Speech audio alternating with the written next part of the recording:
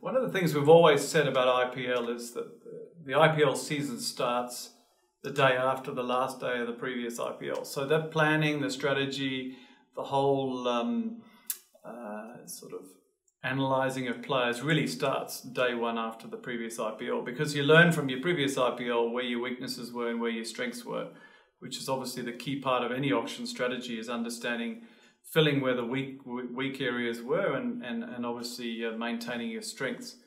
So that starts then. But on a new auction strategy like this one, given that we've had 2 years out of the system, it's going to be a very different approach in that we're completely building a new team. So the strategy will be around strengths predominantly, but also understanding that team environment is a very key player here, and understanding that selecting players just on statistics is one part of it, but also understanding the personalities of those players and how they'll fit into the Rajasthan Royals dressing room, and creating the environment is also needed to be considered.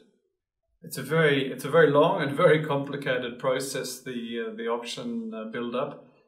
It requires enormous amounts of hours analysing data, analysing statistics. We have data on every single player that plays any form of cricket all over the globe.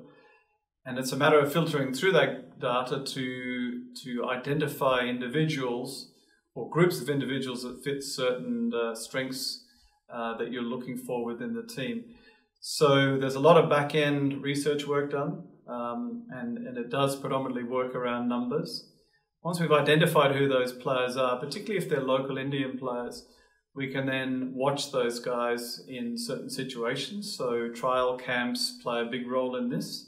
So prior to a trial camp where we invite young individuals to come and trial with us, we know their numbers already. We know what a lot of their strengths are. And it's just a matter of then of identifying whether they can reproduce those strengths in a match situation.